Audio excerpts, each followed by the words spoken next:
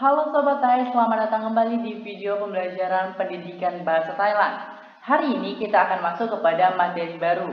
Nah, kemarin kita telah mempelajari yang namanya tanda baca dalam bahasa Thailand dan juga bagaimana sih nada-nada baca dalam bahasa Thailand. Di dalam bahasa Thailand ada 4 tanda baca secara harfiah yang bisa kita lihat dan ada 5 nada baca. Bagaimana sih cara untuk mengetahui nada baca setelah kita ketahui kelas konsonan, panjang pendeknya vokal, tanda nada, dan juga final konsonan atau sonoran akhirnya. Nah, yuk langsung kita bahas. Sekarang kita akan masuk kepada bagian F, rumus untuk menentukan nada dalam bahasa Thailand. Nah, kita perhatikan dulu rumusnya ya. Nah, di dalam rumus dalam penentuan nada bahasa Thailand ada K ditambah dalam kurung gabungan antara V dan juga FK, lalu tambah TN sama dengan NB. Kira-kira apa maksud dari rumus ini ya? Nah, di sini sudah dijelaskan keterangannya bahwa K itu sama dengan konsonan. Konsonan yang dimaksud di sini adalah kelas konsonan. Jadi kita harus tahu kelas konsonannya. V tambah FK itu diterangkan di sini. V tambah FK sama dengan sonoran akhiran hidup atau mati. Jadi V itu sama dengan vokal, FK itu sama dengan final konsonan. Oke, dan TN itu sama dengan tanda nada dan NB itu sama dengan nada baca. Nah, untuk menentukan nada baca dalam bahasa Thailand, ini rumus yang kita pakai ya. Ini adalah rumus yang kita pakai. Nah, untuk penentuannya, yang rumus mana sih yang akan kita kerjakan paling awal? Nah, rumus yang paling awal kita kerjakan adalah yang berada di dalam kurung. Yang pertama kita kerjakan V tambah FK, lalu yang kedua adalah kelas konsonan atau konsonannya, lalu yang ketiga adalah TN atau tanda nadanya, barulah kita bisa dapat yang namanya NB atau nada bacanya. Nah, kita bahas dulu tentang vokal tambah final konsonan. Nah, di dalam bahasa Thailand itu kan ada yang namanya vokal pendek dan juga vokal panjang. Ada juga yang namanya final konsonan hidup dan juga final konsonan mati. Nah, inilah yang menentukan dari hasil V tambah FK tersebut. Nah, di sini V tambah FK itu ketika mereka dihasilkan atau dijumlahkan, dia akan menghasilkan yang namanya sonoran akhir. Nah, sonoran akhir ini apakah sonoran akhiran hidup ataukah sonoran akhiran mati? Inilah yang menentukan nada selanjutnya dalam bahasa Thailand. Oke, penjumlahan dari final konsonan dan juga vokal ini itulah yang akan menghasilkan nada dalam bahasa Thailand. Nah, kira-kira bagaimana sih cara mengetahui atau cara penjumlahannya tersebut? Nah, agar supaya tidak bingung lagi, kita langsung masuk kepada cara menentukan nada dalam bahasa Thailand. Yang pertama, perhatikan kelas konsonan yang ada, apakah konsonan tersebut dari kelas menengah, kelas tinggi, ataupun kelas rendah.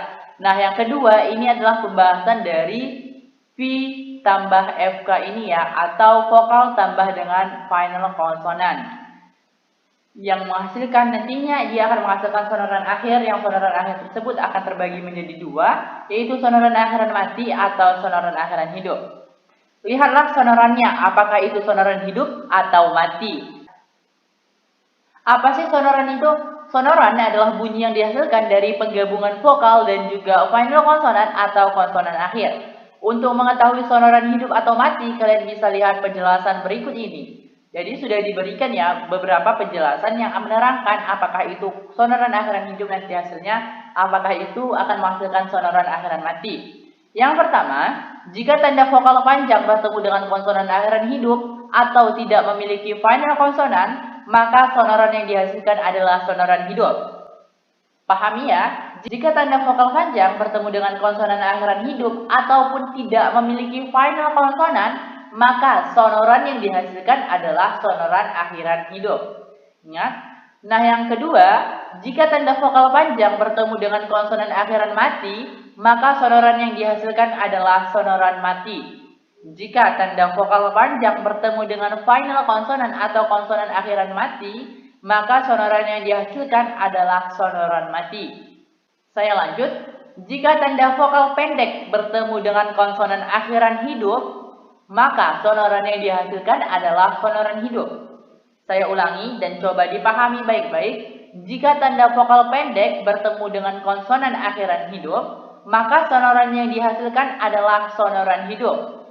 Selanjutnya, jika tanda vokal pendek bertemu dengan konsonan akhiran mati atau final konsonan mati, ataupun dia tidak memiliki final konsonan, maka sonoran yang dihasilkan adalah sonoran mati.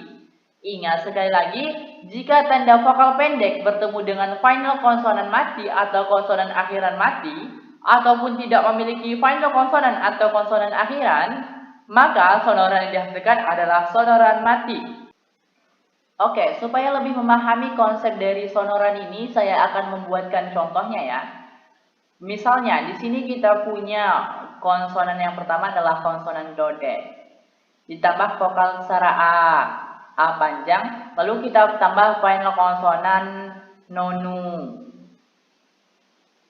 Oke, ini vokal panjang ya. Secara A ini merupakan vokal panjang dan nonu ini merupakan final konsonan. Ketika berada di akhir suku kata, dia dibaca dengan bunyi N dan merupakan final konsonan hidup atau konsonan akhiran hidup.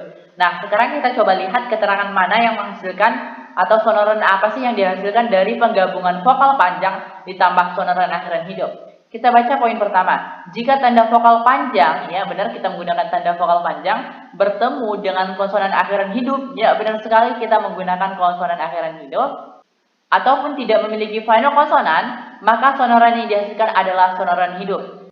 Nah, karena kita di sini memiliki vokal panjang ditambah konsonan akhiran hidup, maka yang kita punya ini sama poinnya seperti poin pertama untuk penentuan sonoran. Nah, dia di sini mengatakan bahwa dari penggabungan vokal dan juga konsonan akhiran tersebut, dia menghasilkan yang namanya sonoran hidup. Nah, artinya dari yang kita punya ini, dia menghasilkan sonoran akhiran hidup atau SH, sonoran hidup. Nah, kita coba lagi dengan menggunakan yang lain ya, atau contoh lain. Di sini kita ambil konsonan, untuk konsonan awalnya kita ambil konsonan kokai.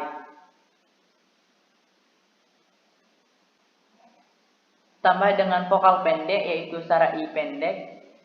Lalu kita masukkan final konsonannya dode. Nah, dode ketika berada di akhir suku kata, dia bunyinya T. Dan T ini merupakan final konsonan mati.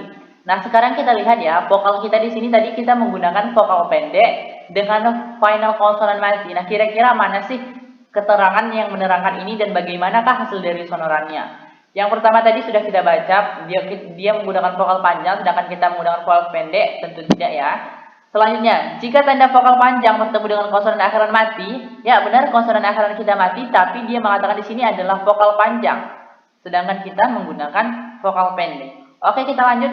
Jika tanda vokal pendek, ya benar sekali kita menggunakan vokal pendek bertemu dengan konsonan akhiran hidup. Nah, di sini kita menggunakan konsonan akhiran mati, jadi tidak ya, jadi tidak termasuk pada contoh yang ini.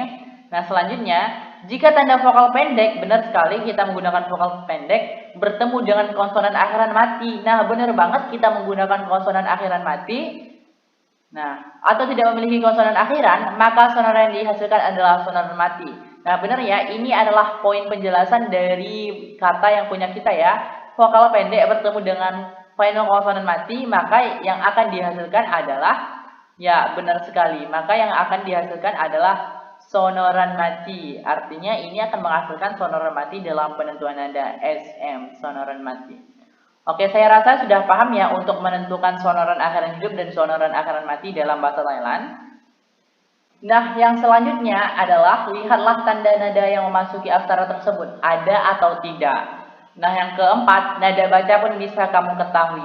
Tanda baca sudah kita pelajari ya, ada my egg, my toe, ada juga yang namanya my tree dan juga hingga my cetawa. Sudah kita pelajari. Barulah kita dapat mengetahui nada baca dalam setiap suku kata tersebut. Nah, penentuan nada di setiap kelas konsonan itu berbeda-beda. Jadi kelas konsonan juga merupakan poin utama dalam penentuan nada dalam bahasa Thailand. Kita lihat langsung aja ya bagaimana sih penentuan nada pada konsonan kelas menengah. Kita baca pada poin A ya. Pada kelas menengah, jika aksara tidak memiliki tanda nada, maka akan dibaca dengan si yang saman atau nada datar. Jika aksara tidak memiliki tanda nada, maka akan dibaca dengan si yang saman atau nada datar. Nah, ini jika dia tidak memiliki tanda nada dengan sonoran akhiran hidup. sonoran akhiran hidup ya. Selanjutnya, jika kelas menengah aksara dimasuki oleh tanda nada my-ek dan juga sonoran akhirannya hidup, maka dia dibaca dengan sieng-ek. Sieng-ek, oke? Selanjutnya, jika atau apabila kelas konsonan aksara kelas menengah dimasuki oleh tanda my-tho dan dia merupakan sonoran akhiran hidup, maka akan dibaca dengan sieng-tho. Sieng-tho. Oke, next di bagian D.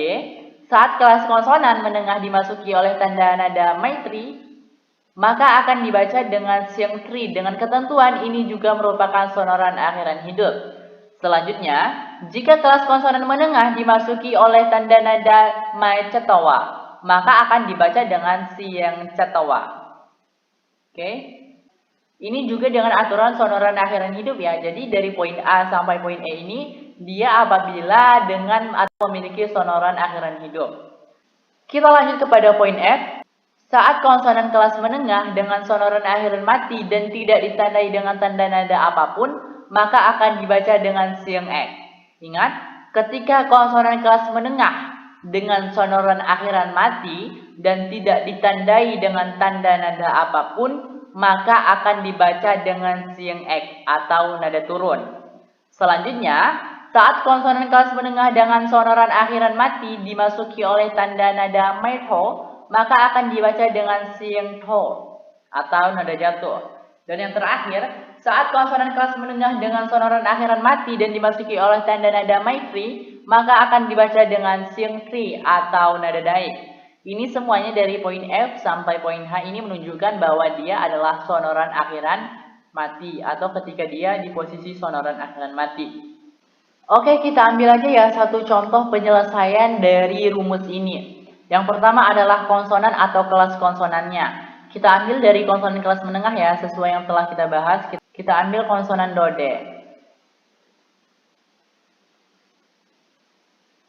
Ditambah dengan sara A panjang. Ditambah dengan final konsonan nonu.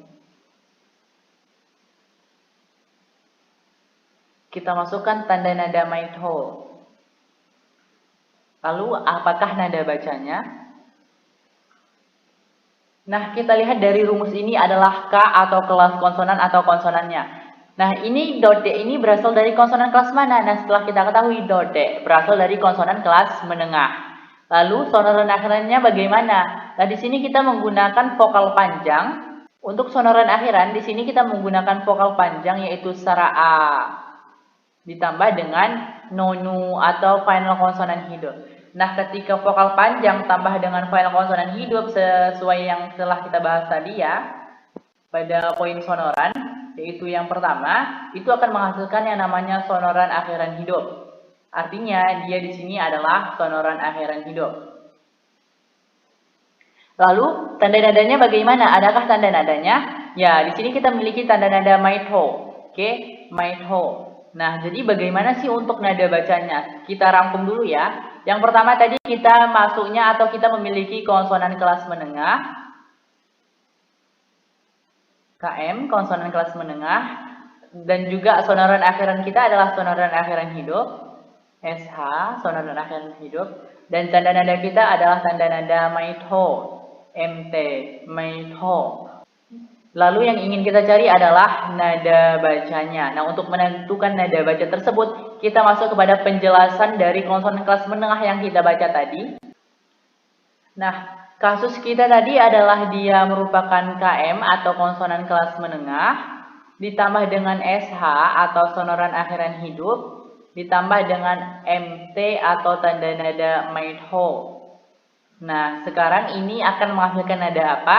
Nah, di konsonan kelas menengah ini langsung kita masuk kepada aturan dari pembacaan konsonan kelas menengah. Jadi setiap konsonan kelas itu memiliki aturan-aturan bacanya tersendiri. Nah, sekarang kita cari bagaimana aturan dari konsonan kelas menengah yang memiliki sonoran akhiran hidup dan juga tanda nada maitho. Kita baca dari poin A hingga poin terakhir. Pada kelas menengah, jika aksara tidak memiliki tanda nada, nah, apakah sesuai dengan punya kita? Tidak, karena punya kita memiliki tanda nada maitho. Nah, selanjutnya, jika kelas menengah aksara dimasuki oleh tanda my-ek sesuai dengan tanda nada kita, tidak ya, karena tanda nada kita adalah maitho. Selanjutnya, apabila kelas konsonan aksara kelas menengah dimasuki oleh tanda maito, ya sesuai ya, tanda nada kita juga maito, dan sesuai penjelasan tadi, bahwa untuk poin A sampai poin E ini dia merupakan sonoran akhiran hidup, ya sesuai banget ya sama kita, yang merupakan hasilnya adalah sonoran akhiran hidup, dan yang kita bahas adalah konsonan kelas menengah, dan punya kita tadi juga berasal dari konsonan kelas menengah. Nah, artinya rumus dari yang kita punya ini atau kata yang kita punya ini sama dengan hasil dari penjelasan poin C. Nah, sekarang kita langsung baca aja sampai habis untuk mengetahui nada baca apa sih yang akan digunakan. Maka akan dibaca dengan nada jatuh atau siengho atau nada jatuh ya. Maka pembacaan kita tadi ini disebut atau dibaca dengan nada jatuh. Oke, lanjut kita masuk kepada kata yang kita ambil tadi. Nah, kita sudah ketahui bahwa pembacaan yang akan dibaca pada kata ini adalah pembacaan dengan nada jatuh. Nah, sekarang kita akan baca dode. Di awal suku kata dia dibaca dengan bunyi D. Secara A panjang dibaca dengan bunyi A panjang ya. Dan juga nonu ketika berada di akhir suku kata dibaca dengan bunyi N. Nah, dan. Nah, ditambah dengan tanda nada maito sesuai aturan yang telah kita temukan tadi bahwa dia akan dibaca dengan nada jatuh. Kita buat di sini tanda nada. Maka pembacaannya adalah dan. Oke, jadi kurang lebih begitulah untuk penentuan nada di konsonan kelas menengah. Saya rasa cukup sampai di sini dulu video pembelajaran kita pada hari ini atau materi kita pada hari ini. Sampai jumpa di materi berikutnya. Hopun krap.